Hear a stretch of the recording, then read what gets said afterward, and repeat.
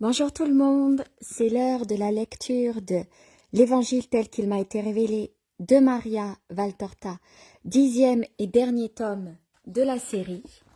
Maria Valtorta qui est ici, mystique italienne qui pendant la Seconde Guerre mondiale a reçu la vision de Marie, sur la vie de Marie et de Jésus, donc de la naissance de la Vierge Marie jusqu'à la dormition de la Vierge Marie. Donc Maria Valtorta est restée alitée pendant plus de 20 ans. Elle a énormément souffert lors de ses visions. Ça lui procurait comme des crises cardiaques. Parfois, il y a Marie et Jésus qui prennent la parole avant ou après une vision. Elle appelle ça les dictées.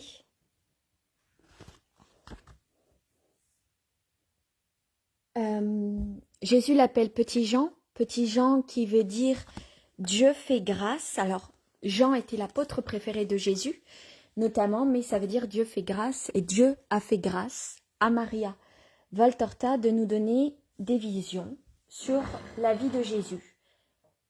Énormément de choses que je ne vous ai pas lues non plus, parce que je ne pouvais pas vous lire tous les chapitres, déjà parce que ça ne se fait pas par rapport à son travail, parce que c'est aussi à vous de faire un travail spirituel pour pouvoir aller aussi de vous-même acheter le livre et le lire vous-même. Moi, grâce à ça, j'ai pu comprendre plein de choses. J'ai compris le but de la réincarnation, j'ai compris le but du sacrifice, de la charité. Enfin, grâce à Jésus qui a permis tout ça, grâce à Maria qui s'est sacrifiée pour ça. Donc je remercie beaucoup Maria et je remercie beaucoup là-haut de nous avoir permis de rentrer dans l'intimité plus clairement de la vie de Marie et de Jésus. Donc dans ce 10e tome dont je vous ai lu plus de chapitres que les autres, puisque celui-là est vraiment le livre avec la dernière scène, la traîtrise de Judas, la passion du Christ, le suicide de Judas, et là nous allons voir l'ascension de Jésus. Donc il ne nous reste pas grand-chose à lire. Je suis à la 448e page et il m'en reste 548. Donc vous voyez 100 pages. Donc aujourd'hui, je vais vous lire Dernier enseignement à Gethsémani et Adieu, Ascension de Jésus vers son Père. Vision du 24 avril 1947. À l'Orient, l'aurore commence à peine à rougir. Jésus se promène avec sa mère dans les vallons de Gethsémani. Ils n'échangent pas le moindre mot, seulement des regards d'indicible amour.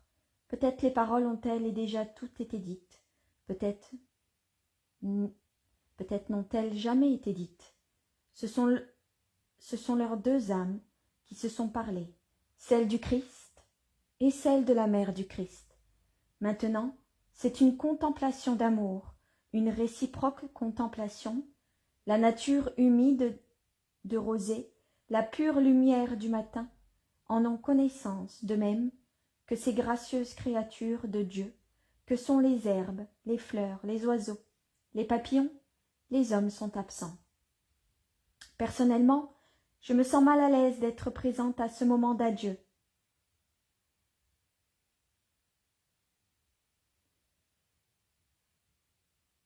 Seigneur, je n'en suis pas digne.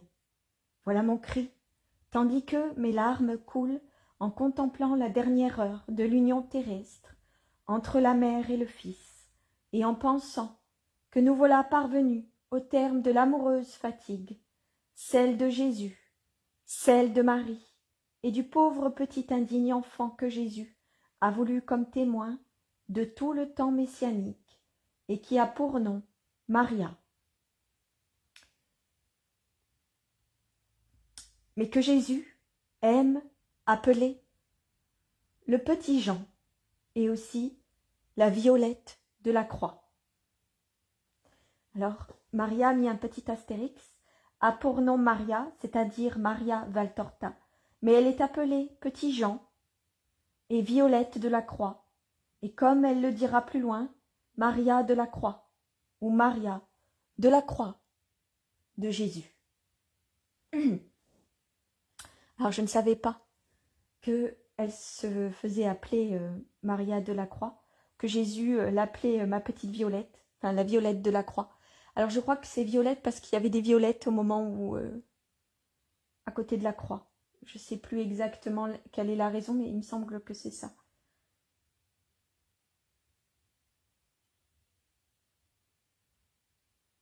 Oui, petit Jean. Petit parce que je ne suis rien. Jean parce que je suis vraiment celle à qui Dieu a accordé de grandes grâces. Mais aussi parce que dans une mesure infinitésimale, même dans une mesure infinitésimale, mais c'est tout ce que je possède. Et en donnant tout ce que je possède, je sais que je donne dans une mesure parfaite qui satisfait Jésus, car c'est le tout de mon rien. Donc parce que dans une mesure infinitésimale, j'ai imité le bien-aimé, le grand Jean. J'ai donné tout mon amour à Jésus et à Marie, en partageant avec eux leurs larmes et sourires, en les suivant angoissés de les voir affligés et de ne pas pouvoir les défendre de la haine du monde, au prix de ma propre vie. Et maintenant, je suis frémissante du frémissement de leur cœur pour ce qui prend fin, pour toujours. Violette, oui, une Violette qui a cherché à se tenir cachée dans l'herbe pour que Jésus ne l'évite pas, lui qui aimait toute la création, en tant qu'œuvre de son Père, mais me presse sous son pied divin. Si je pouvais mourir en exhalant mon délicat parfum, dans l'effort de lui adoucir le contact avec la terre, si dure et raboteuse, Violette de la Croix, oui, et son sang a rempli mon calice jusqu'à le faire pencher vers le sol. Ô mon bien-aimé, qui plutôt m'a comblé de ton sang en me faisant contempler tes pieds blessés, cloués au bois, au pied de la croix, il y avait quelques violettes en fleurs, et ton sang coulait goutte à goutte sur ces violettes en fleurs. Vous voyez, je vous avais dit que ça devait être pour ça, parce qu'il y avait des violettes à côté de la croix de Jésus. Souvenir lointain. Alors il y a un petit astérix sur souvenir lointain de la vision du 22 avril 1943, qui révèle à Maria Valtorta sa mission et l'y introduisait. Le 22 avril 1943, le lendemain, vendredi saint, suivait la première dictée. La promesse dont elle parle un peu plus loin date du 14 mars 1947 et est rapportée à la date du 19 mars, dans le volume de cahiers de 1945 à 1950. Souvenir lointain, mais à la fois si proche et si présent, préparation de ce que je suis devenu, ton porte-parole, qui est maintenant tout trempé de ton sang, de ta sueur et de tes larmes, des larmes de Marie, ta mère, mais qui connaît aussi tes paroles, tes sourires, tout de toi, et qui exhale le parfum, non plus des violettes, mais le tien seul, mon unique amour, ce parfum divin qui a bercé hier soir ma douleur et qui vient sur moi, doux comme un baiser, consolant comme le ciel lui-même. Il me fait tout oublier pour vivre de toi seul. J'ai en moi ta promesse. Je sais que je ne te perdrai pas. Tu me l'as promis. Et ta promesse était sincère et sincère. Elle vient de Dieu. Je te posséderai encore et toujours. C'est seulement si je péchais par orgueil, mensonge ou désobéissance que je te perdrai. C'est toi qui l'as dit. Mais tu sais qu'avec ta grâce, pour soutenir ma volonté, je ne veux pas pécher, et j'espère ne pas le faire parce que tu me soutiendras. Je ne suis pas un chêne, je le sais, je suis une violette une fleur frêle qui peut ployer sous le pied d'un oiseau ou même sous le poids d'un scarabée. Mais tu es ma force, Seigneur, et mon amour pour toi est mon aile. Je ne te perdrai pas, tu me l'as promis, tu viendras tout entier pour moi, pour faire la joie de ta Violette mourante. Mais je ne suis pas égoïste, Seigneur, tu le sais. Tu sais que je voudrais ne plus voir. Tu sais que je voudrais ne plus te voir et que d'autres te voient en grand nombre, afin qu'ils croient en toi. À moi, tu as déjà beaucoup donné, malgré mon indignité. Vraiment, tu m'as aimé comme toi seul sais aimer tes enfants chéris. Je repense à la douceur de te voir vivre, homme parmi les hommes, et je sais que je ne te verrai plus ainsi. Tout a été vu et dit. Je sais aussi que tu n'effaceras pas de ma pensée tes actions d'homme parmi les hommes, et que je n'aurai pas besoin de livres pour me souvenir de toi, tel que tu étais réellement. Il suffira que je te regarde à l'intérieur de moi, où toute ta vie est inscrite en caractères indélébiles. Mais c'était doux, doux. Maintenant tu t'élèves, la terre te perd, Maria de la Croix te perd, Maître Sauveur. Tu resteras pour elle un Dieu très doux. Ce n'est plus du sang, mais un miel céleste que tu verseras dans les calices violacés de ta Violette. Je pleure. J'ai été ta disciple en même temps que les autres, sur les chemins de montagne, dans les sentiers des forêts, ou sur les voies arides poussiéreuses de la plaine, sur le lac, comme près du beau fleuve de la patrie. Désormais tu t'en vas, et je ne te verrai plus qu'en souvenir. Bethléem et Nazareth, sur leurs vertes collines d'oliviers, Jéricho brûlé par le soleil, au bruissement de ses palmiers, et Béthanie l'amie, ou encore Engaddi, cette perle perdue dans les déserts, pas plus que la belle Samarie, les plaines fertiles du Saron et d'Esdraelon, le haut plateau bizarre d'au-delà du Jourdain, le cauchemar de la mer morte, les villes ensoleillées, les bords de la Méditerranée, et surtout Jérusalem, la ville de ta souffrance, ses montées et ses descentes, les arcades, les places, les faubourgs, les puits et les citernes, les collines, jusqu'à la triste vallée des lépreux, où ta miséricorde s'est largement répandue, et la maison du Cénacle, la fontaine qui pleure tout près, le petit pont du Cédron, l'endroit où tu as sué du sang, la cour du prétoire. Ah non, tout ce qui concerne ta souffrance se trouve ici, et y restera toujours. Je devrais chercher tous les autres souvenirs pour les retrouver, mais ta prière à Gethsémani, ta flagellation, ta montée au Golgotha, ton agonie et ta mort, la douleur de ta mère. Non, je n'aurai pas à les chercher, elles me sont toujours présentes. Peut-être les oublierai-je au paradis, mais il me paraît impossible de pouvoir les oublier, même là-bas. Je me rappelle jusqu'au moindre détail de ces heures atroces, jusqu'à la forme de la pierre sur laquelle tu es tombé, et même le bouton de rose rouge qui battait comme une goutte de sang sur le granit contre la fermeture du tombeau. Mon amour, tout divin, ta passion vit dans ma mémoire et m'en brise le cœur. C'était Maria Valtorta qui dit au revoir à son Jésus. La vision reprend. L'aurore s'est complètement levée. Le soleil est déjà haut sur l'horizon et on entend la voix des apôtres. C'est un signal pour Jésus et Marie.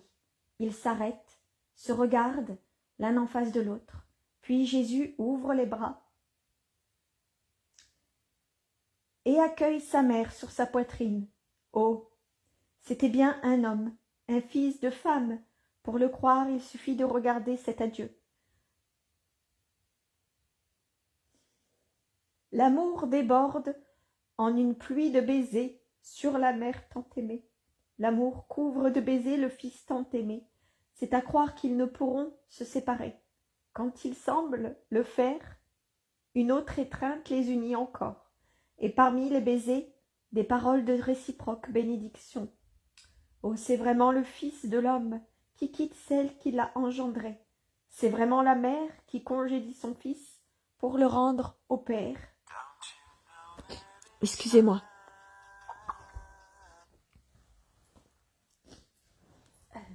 Je reprends la lecture.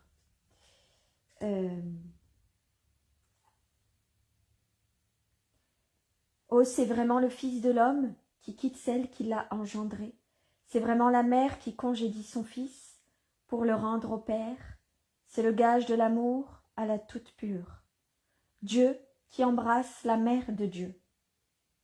Finalement, la femme, en tant que créature, s'agenouille aux pieds de son Dieu, qui est pourtant son Fils, et le Fils qui est Dieu, impose les mains sur la tête de sa mère vierge, de l'Éternel aimé, et il la bénit, au nom du Père, et du Fils, et du Saint-Esprit.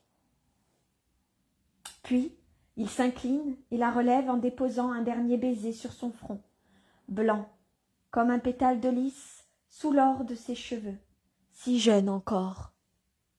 Ils repartent vers la maison et personne, en voyant la paix avec laquelle ils avancent, l'un à côté de l'autre, ne penserait au flot d'amour qui les a dominés un peu plus tôt. Mais comme cet adieu est loin de la tristesse des autres adieux, désormais dépassés, et du déchirement de l'adieu de la mère de son fils mort, qu'elle devait laisser seule au tombeau. Cette fois, même si les yeux brillent des larmes naturelles d'une personne sur le point de se séparer de l'être aimé, les lèvres sourient à la joie de savoir que cet aimé va dans la demeure qui convient à sa gloire. Seigneur, tout ce que tu avais dit à ta mère vouloir bénir aujourd'hui sont là dehors, entre le mont et Béthanie, signale Pierre. C'est bien, nous irons les trouver. Mais venez d'abord, je veux vous partager encore une fois le pain avec vous.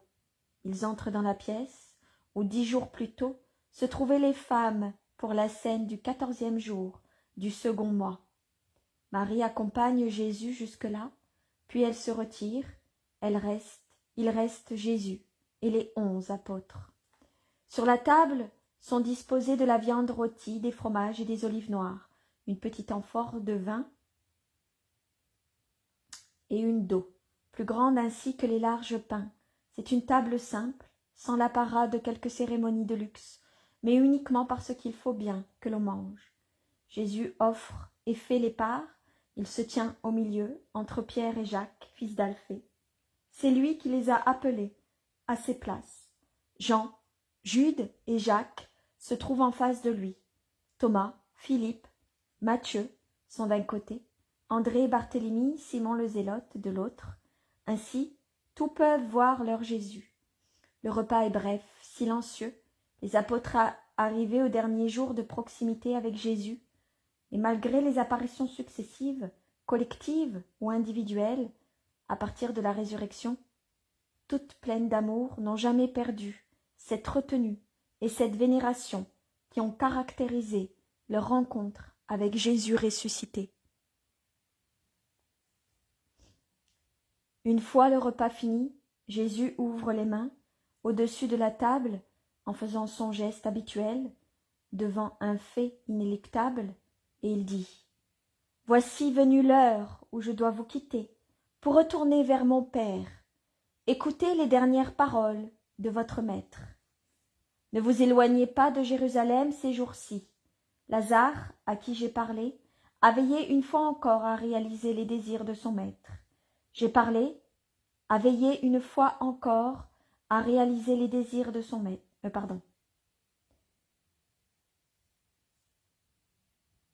Je me suis trompée de phrase. Je vous relis depuis le début. Je suis désolée, j'ai sauté une ligne.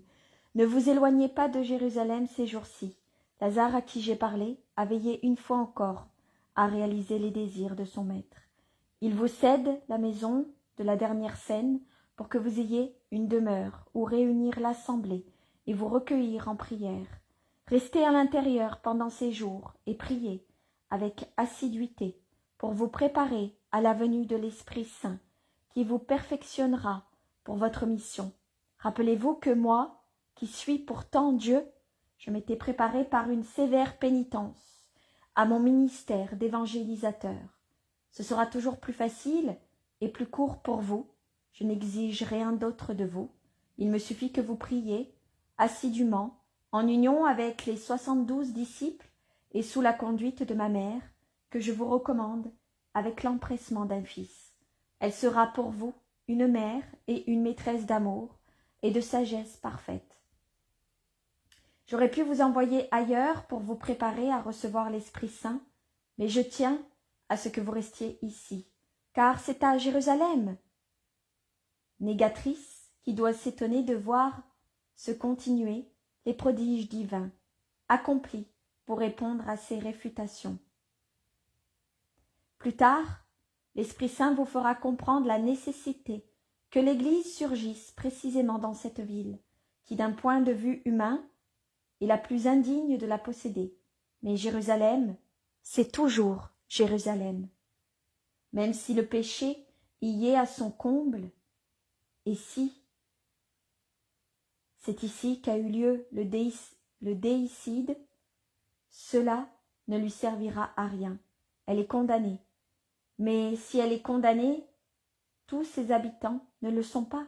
Restez ici, pour les rares justes qui s'y trouvent, restez ici, parce que c'est la cité royale et la cité du temple, comme les prophètes l'ont prédit ici, où le roi Messie a été oint et acclamé, où il s'est levé. C'est à Jérusalem que doit commencer son règne sur le monde, et c'est ici encore, où la synagogue a reçu de Dieu le libelle de répudiation, à cause de ses crimes trop horribles, que doit surgir le temple nouveau, vers lequel accourront toutes les nations. Relisez les prophètes, ils ont tout prédit. Ma mère d'abord, puis l'esprit Paraclet, vous feront comprendre les paroles des prophètes pour cette époque.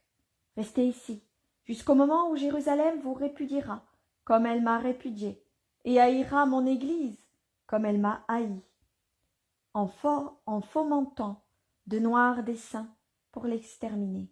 Alors portez ailleurs le siège de cette Église que j'aime, car elle ne doit pas périr. Je vous le répète, l'enfer même ne prévaudra pas sur elle, mais si Dieu vous assure de sa protection, ne tentez pas le ciel en exigeant tout du ciel. Allez en Éphraïm, comme votre maître y est allé, parce que ce n'était pas l'heure pour lui d'être pris par ses ennemis. Sous ce nom d'Éphraïm, j'entends une terre d'idoles et de païens, mais ce ne sera pas Éphraïm de Palestine que vous devez choisir comme siège de mon Église. Rappelez-vous combien de fois je vous ai parlé de cela, à vous tous ou à l'un de vous en particulier. Et je vous ai prédit qu'il vous faudra fouler les routes de la terre pour arriver à son cœur et fixer là mon Église. C'est du cœur de l'homme que le sang se diffuse dans les membres. C'est du cœur du monde que le christianisme doit se propager sur toute la terre. Pour l'heure, mon Église est semblable à une créature déjà conçue, mais qui se forme encore dans la matrice. Jérusalem est cette matrice. Son cœur encore menu répand des petites ondes de sang aux membres peu nombreux de l'Église naissante. Mais une fois arrivée, l'heure marquée par Dieu, la matrice marâtre expulsera la créature qui s'est formée en son sein.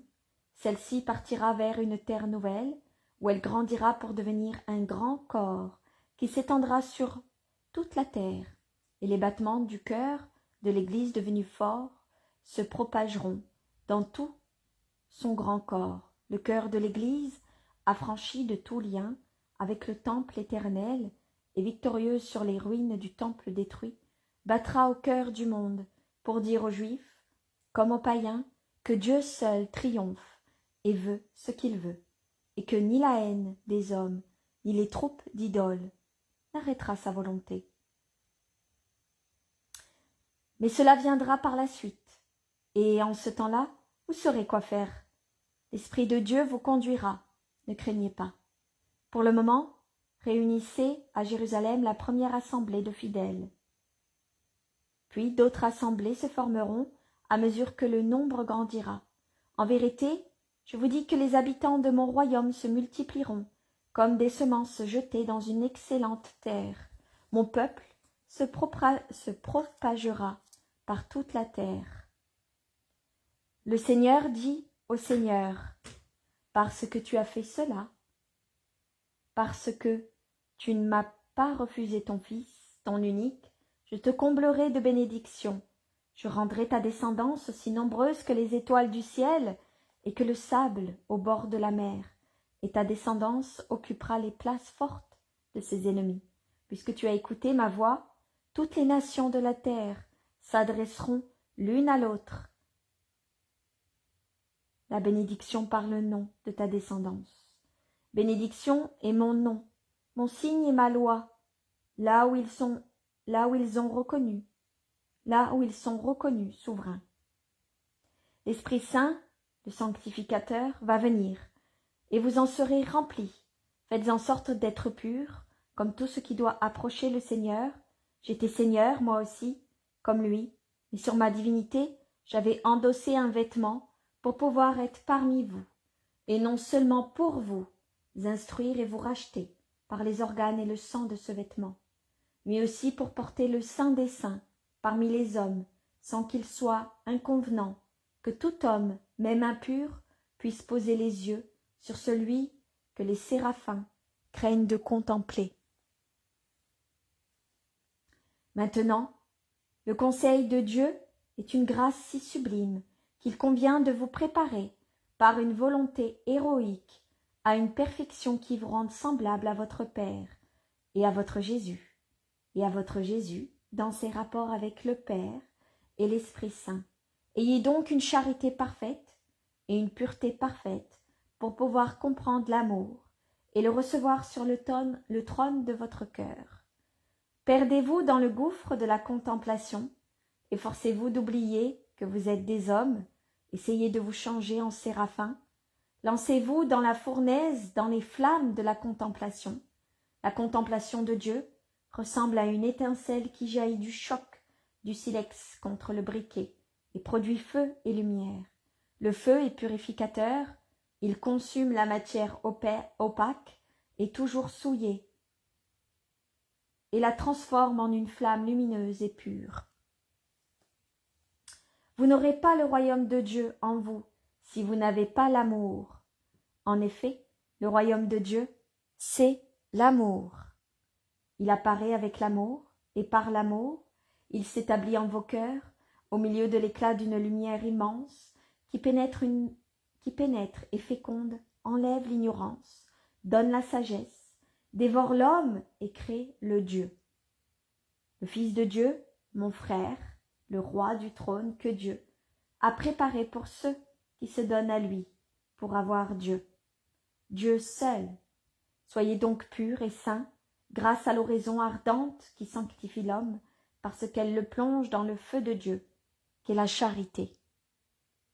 Vous devez être saints, non pas dans le sens relatif que ce mot avait jusqu'alors, mais dans le sens absolu que je lui ai donné en vous proposant la sainteté du Seigneur comme exemple et comme limite, c'est-à-dire la sainteté parfaite. Chez nous, on qualifie de saint le temple et l'endroit de l'autel, et de saint des saints le lieu voilé où se trouve l'arche et le propitiatoire. Mais je vous dis, en vérité, que ceux qui possèdent la grâce et vivent saintement, par amour pour le Seigneur, sont plus saints que le saint des saints.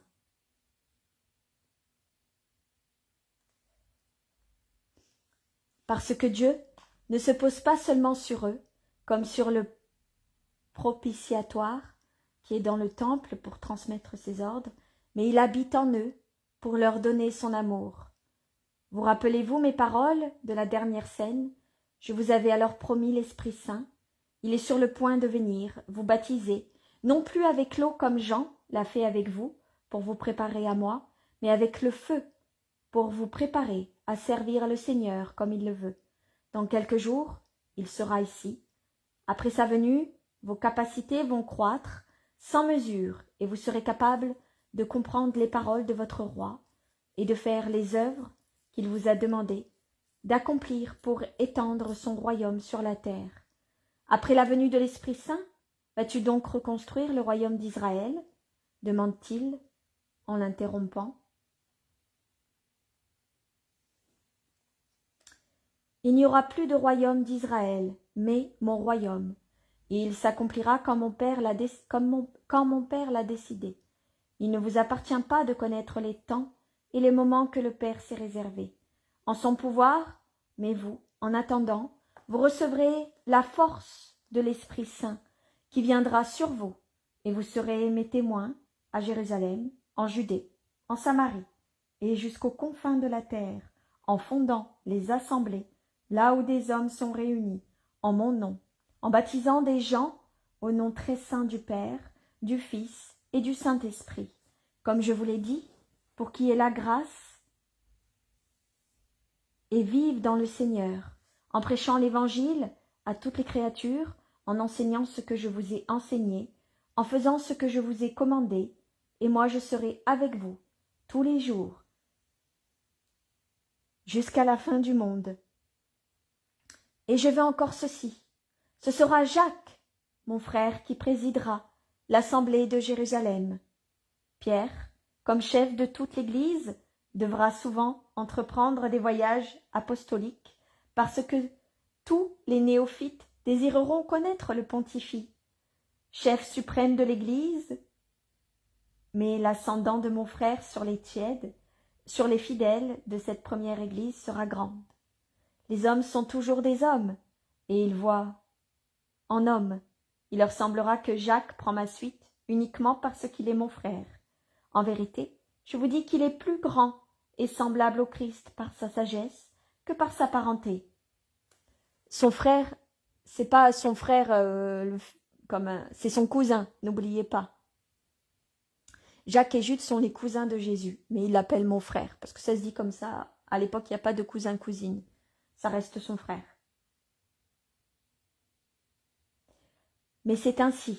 Les hommes qui me cherchaient, pas pendant que j'étais parmi eux, me chercheront maintenant, en mon parent. D'ailleurs, Simon-Pierre, tu es destiné à d'autres honneurs. Que je ne mérite pas, Seigneur, je te l'ai dit quand tu m'as apparu, et je te le répète en présence de tous. Tu es non seulement sage, mais aussi bon, divinement bon, et c'est avec justice que tu as jugé. Que moi, qui t'ai renié dans cette ville, je n'ai pas fait pour un chef spirituel. Je n'étais pas un chef.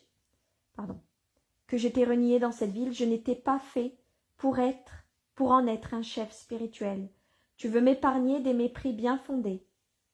Mais de sa place, Jacques s'incline pour rendre hommage à Pierre. Nous avons tous été pareils, Simon, sauf deux. Moi aussi j'ai fui. Ce n'est pas à cause de cela, mais à cause des raisons qu'il a données, que le Seigneur m'a destiné à cette place. Mais tu es mon chef, Simon, fils de Jonas. Je te reconnais comme tel, et en la présence du Seigneur et de tous les compagnons, je te promets obéissance. Je ferai de mon mieux pour t'aider dans ton ministre, mais je t'en prie, donne-moi tes ordres, car tu es le chef et moi ton subordonné. Quand le Seigneur m'a rappelé une lointaine conversation, j'ai incliné la tête pour signer. Qu'il soit fait selon ta volonté.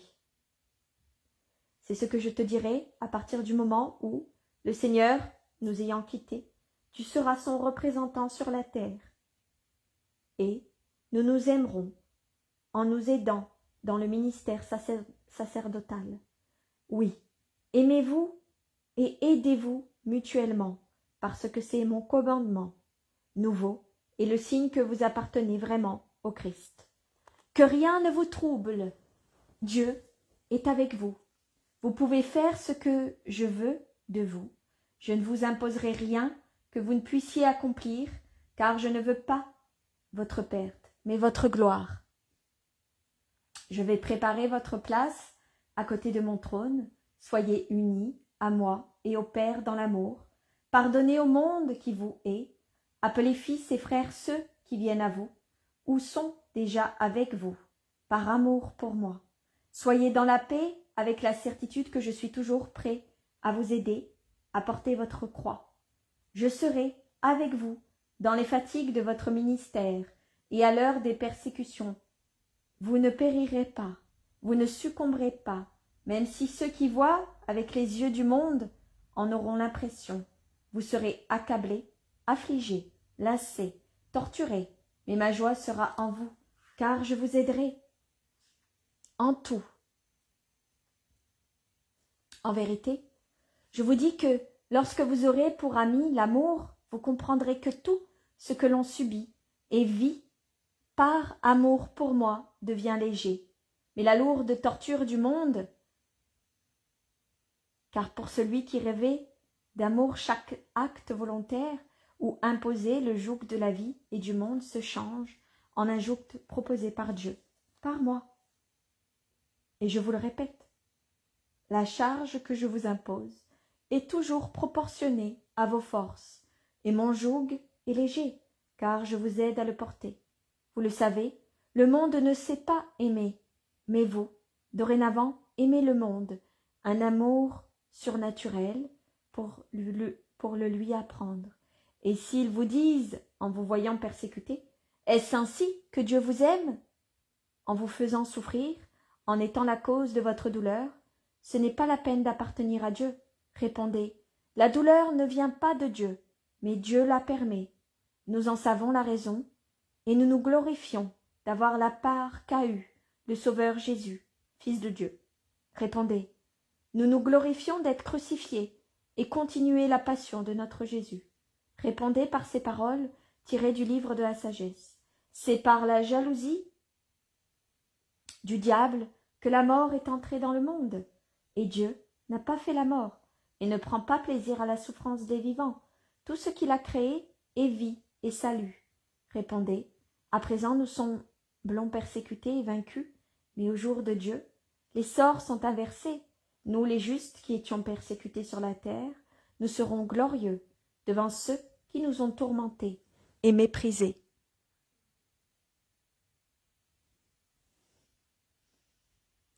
Mais ajoutez cela, venez à nous, venez à la vie et la paix, venez à la vie et à la paix.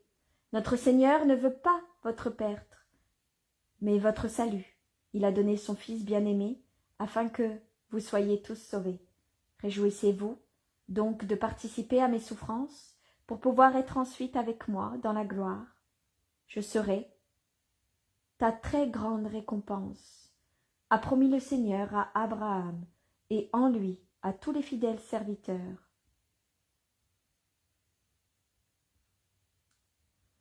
Vous savez comment conquérir le royaume des cieux, par la force, et en passant par de nombreuses tribulations, et celui qui persévère, comme moi j'ai persévéré, sera là où je suis.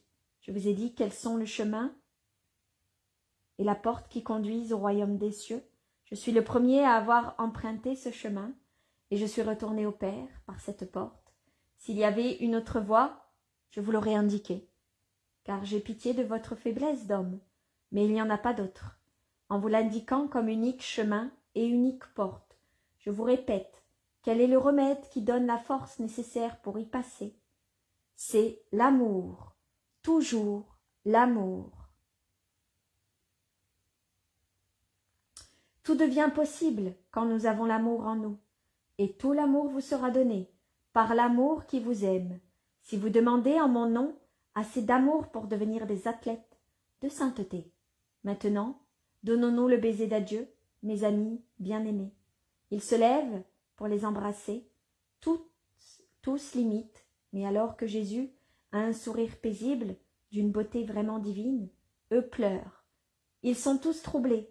Jean, secoué par des sanglots qui lui rompent la poitrine, tant ils sont déchirants, s'abandonne sur la poitrine de Jésus. Voyant le désir de tous, ils demandent en leur nom, « Donne-nous au moins ton pain, pour qu'il nous fortifie à cette heure. » « Qu'il en soit ainsi, lui répond Jésus. Prenant un pain, il le partage en morceaux. Après l'avoir offert et béni, en disant les paroles rituelles, il fait la même chose avec le vin, en répétant ensuite « Faites ceci en mémoire de moi ». Mais il ajoute « Qui vous ai laissé ce gage de mon amour pour être encore et toujours avec vous, jusqu'à ce que vous soyez avec moi au ciel. » Et il les bénit et dit « Maintenant, partons. » Et ils sortent de la pièce, de la maison. Jonas, Marie, son épouse, et Marc, leur fils, sont là dehors et ils s'agenouillent pour adorer Jésus. « Que la paix reste avec vous, et que le Seigneur vous récompense pour tout ce que vous m'avez donné, » dit Jésus en guise de bénédiction. Marc se lève pour l'avertir. « Seigneur, les oliviers, le long du chemin de Béthanie, sont remplis de disciples qui t'attendent. Va leur demander de se diriger vers le champ des Galiléens. » Marc s'éloigne de toute la vitesse de ses jeunes jambes. C'est donc que tous sont venus, se disent les apôtres. Plus loin, assise entre Marziam et Marie, femme de Clopas, se trouve la mère du Seigneur. Elle se lève, en le voyant venir, pour l'adorer de tous les battements de son cœur, de mère et de fidèle. « Viens, mère, et toi aussi, Marie. » Les invite Jésus, en les voyant arrêtés, cloués sur place par sa majesté, qui resplendit comme au matin de la résurrection. Comme il ne veut pas qu'elles en soient accablées, il demande affablement à Marie, femme d'Alphée, « Tu es seule ?» Les autres ont pris de l'avance. Elles sont avec les bergers, avec Lazare et toute sa famille, mais elles nous ont laissés ici, nous parce que, ô Jésus, Jésus, Jésus, Jésus, comment tiendrais-je sans te voir, Jésus béni mon Dieu, moi qui t'ai aimé avant même ta naissance, moi qui ai tant pleuré à cause de toi quand je ne savais pas où tu étais après le massacre, moi qui ai trouvé mon soleil dans ton sourire, quand tu es revenu, et ai reçu tout bien de toi. Que de bienfaits tu m'as accordé. Maintenant, je deviens vraiment pauvre, veuve, seule. Tant que tu étais là, j'avais tout. Je croyais avoir tout connu de la souffrance ce soir-là. Mais la douleur elle-même, toute la douleur de ce jour, m'avait hébétée. Et oui, elle était moins forte que maintenant. Du reste, tu devrais ressusciter. Il me semblait ne pas le croire, mais je m'aperçois aujourd'hui que je le croyais, car je n'éprouvais pas ce que j'éprouve actuellement. Elle pleure et suffoque sous les sanglots. Ma bonne Marie, tu t'affliges vraiment comme une enfant qui croit que sa mère ne l'aime pas et qui l'abandonne parce qu'elle est allée en ville lui acheter des cadeaux qui feront sa joie. Un enfant qui ignore qu'elle sera bientôt de retour pour le couvrir de caresses et de présents. N'est-ce pas ce que j'ai fait avec toi? Est-ce que je ne vais pas te préparer ta joie? Est-ce que je ne pars pas pour revenir te dire « Viens, ma bien-aimée parente et disciple, toi la mère de mes disciples, bien-aimés, toi la mère de Jacques et Jude, Simon et Joseph. Est-ce que je ne te laisse pas mon amour? Je ne te fais le don de mon amour, Marie. Tu sais bien que je t'aime. Ne pleure pas ainsi, mais réjouis-toi, car tu ne me verras plus méprisée, épuisée, poursuivie, et riche seulement de l'amour d'un petit nombre. Et avec mon amour, je te laisse ma mère. Jean sera son fils, mais toi, sois pour elle une bonne sœur, comme toujours, tu vois. Elle ne pleure pas. Ma mère, elle sait que si la nostalgie de moi sera la lime qui lui rongera le cœur, l'attente sera brève par rapport à la grande joie d'une éternité d'union. Et elle sait aussi que notre séparation ne sera pas absolue, au point de lui faire s'écrier « Je n'ai plus de fils ».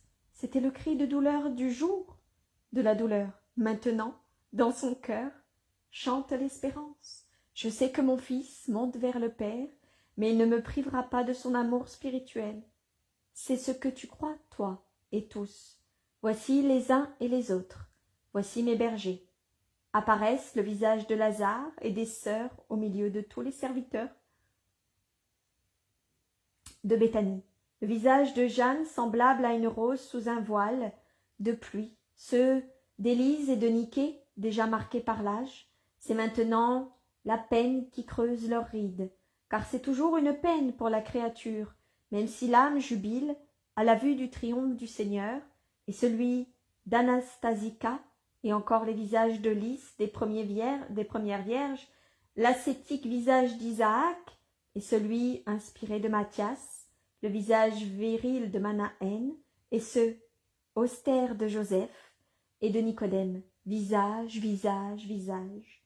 Jésus appelle auprès de lui les bergers, Lazare, Joseph, Nicodème, Manahen, Maximin, et tous ceux qui font partie des 72 disciples, mais il garde surtout près de lui les bergers, pour leur signifier « Venez ici, vous qui vous êtes approchés du Seigneur descendu du ciel, qui vous êtes penchés sur son anéantissement, venez tout près du Seigneur qui retourne au ciel, avec vos âmes heureuses de sa glorification. » Les bergers qui ont assisté à la naissance de Jésus, à sa mort et à sa glorification.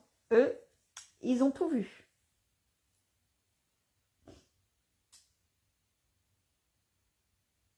Vous avez mérité cette place, car vous avez su croire, malgré les circonstances défavorables, et vous avez su souffrir pour votre foi. Je vous remercie tous de votre amour fidèle. Je vous remercie tous, toi Lazare mon ami, toi Joseph et toi Nicodème, qui avez tant fait preuve de pitié pour le Christ, quand cela pouvait être un grand danger. Toi Manahen, qui as su mépriser les faveurs sordides d'un être immonde pour marcher sur mon chemin. Toi Étienne, fleur couronnée de justice, qui a été l'imparfait pour le parfait, et qui sera couronné d'un diadème que tu connais, que tu ne connais pas encore, mais que les anges t'annonceront. Toi Jean, qui est pour un bref moment mon frère au sein très pur, et qui est venu à la lumière plus qu'à la vue. Toi Nicolaï, le prosélyte, qui a su me consoler de la douleur des fils de cette nation, et vous, mes disciples. Bonne et plus courageuse dans votre douceur que Judith. Quant à toi, Marziam, mon enfant, tu porteras désormais le nom de Martial.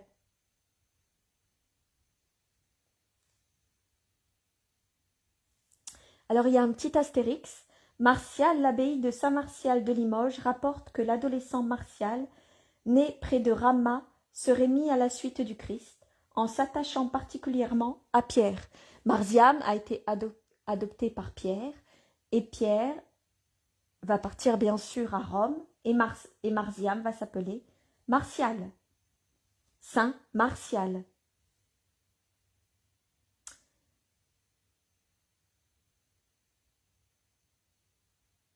Quant à toi, Marziam, mon enfant, tu porteras désormais le nom de Martial, en souvenir du petit Romain, tué sur le chemin, et déposé à la grille de Lazare, avec un écriteau de défi.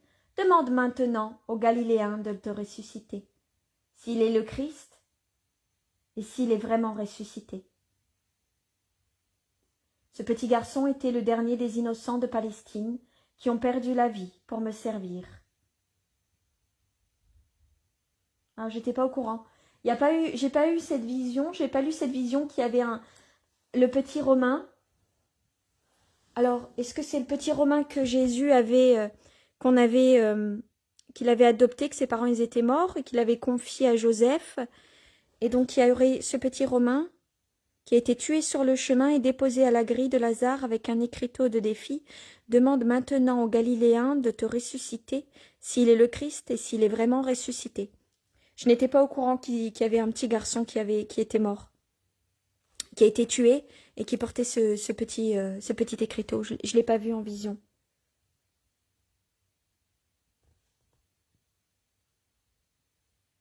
Ça doit être lui. Je ne savais pas qu'il était mort. Je me souviens de ce petit garçon qui avait perdu ses parents, qui avait été adopté par Joseph, mais je ne savais pas qu'il l'avait tué. Ce petit garçon était le dernier des innocents de Palestine qui ont perdu la vie pour me servir, bien qu'inconsciemment, les prémices des innocents de toute nation, qui venus au Christ seront pour cela haïs et tués prématurément, comme des boutons de fleurs arrachés à leurs tiges avant d'éclore, et ce nom, Martial, t'indique ton destin futur, soit apôtre, en amour des terres barbares qui conquièrent, et conquiers-les à ton Seigneur comme mon amour a conquis le jeune Romain pour le ciel. Je vous bénis, tous au moment de cet adieu, et je demande au Père de vous accorder la récompense de ceux qui ont consolé le douloureux chemin du Fils de l'homme. Bénie soit la partie choisie de l'humanité qui existe chez les Juifs comme chez les païens, et qui s'est montrée dans l'amour qu'elle a eu pour moi. Bénie soit la terre avec ses plantes et ses fleurs, ses fruits qui tant de fois m'ont fait plaisir et m'ont restauré.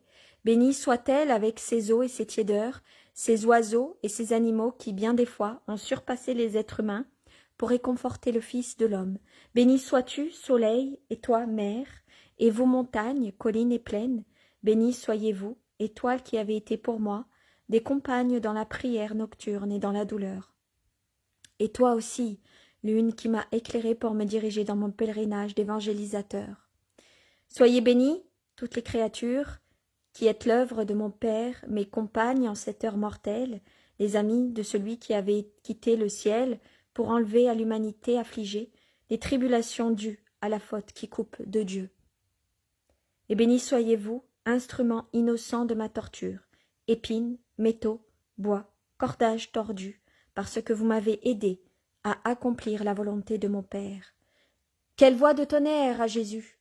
Elle se répand dans l'air chaud et paisible, comme le son d'un bronze qu'on a frappé. Elle se propage en ondes sur la mer des visages qui le regardent de tous côtés.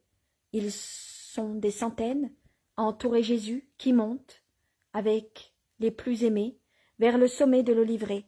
Arrivé près du champ des Galiléens, où il n'y a plus de tente, à cette époque entre les deux fêtes, Jésus ordonne aux disciples « Faites arrêter les gens là où ils se trouvent, puis suivez-moi. » Il gravit encore le sommet, le plus haut de la montagne, celle qui est déjà plus proche de Béthanie, qu'elle domine, que de Jérusalem. Sa mère, les apôtres, Lazare, les bergers et Martial se pressent autour de lui.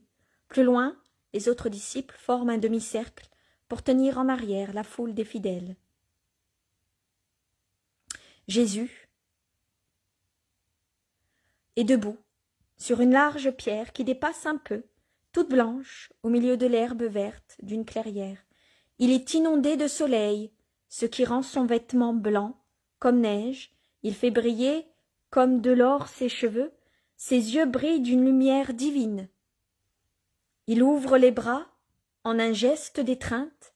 Il paraît vouloir serrer sur son sein toutes les multitudes de la terre que son esprit voit, représentées dans cette foule. Son inoubliable, son inimitable voix donne son dernier ordre. « Allez, en mon nom, évangélisez jusqu'aux extrémités de la terre. Que Dieu soit avec vous, que son amour vous réconforte, que sa lumière vous guide, que sa paix demeure en vous, jusqu'à la vie éternelle. » Il se transfigure en beauté. Qu'il est beau, beau comme sur le Tabor, davantage encore. Tous tombent à genoux pour l'adorer, tandis que déjà il se soulève de la pierre sur laquelle il est posé. Il cherche encore une fois le visage de sa mère, et son sourire atteint une puissance que personne ne pourra jamais rendre. C'est son dernier adieu à sa mère.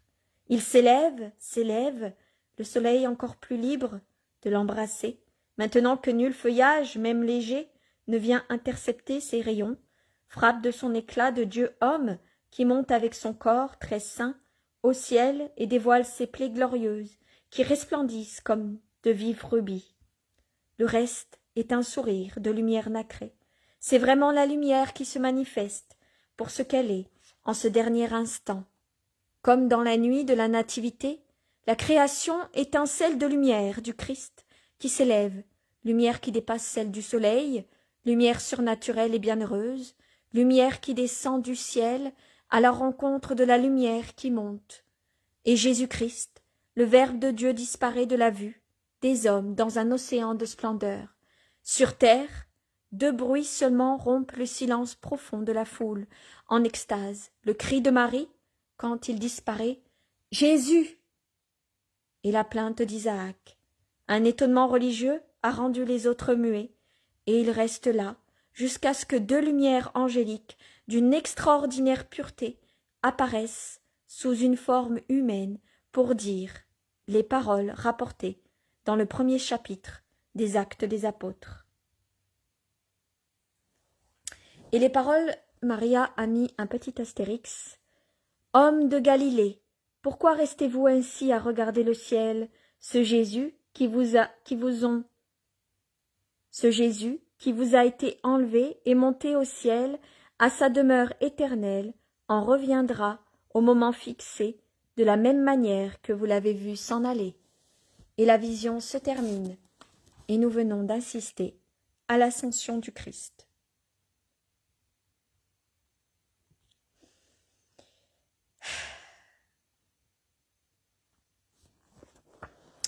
Je pense qu'on va rester sur cette ascension du Christ. Ouais, on va rester sur l'ascension du Christ et demain, je vais vous lire l'élection de Matthias et la descente de l'Esprit Saint et la fin du cycle messianique. Et je reprendrai certainement la lecture avec la montée de la Vierge Marie. Je ne vous lirai pas le reste parce que c'est d'autres textes. Mais je vais vous lire la venue de l'Esprit Saint, enfin la descente de l'Esprit Saint. Et la prochaine lecture sera certainement la dormition de la Vierge Marie. Et ça sera la dernière lecture. Je pense lundi. Lundi, ça sera la dernière lecture.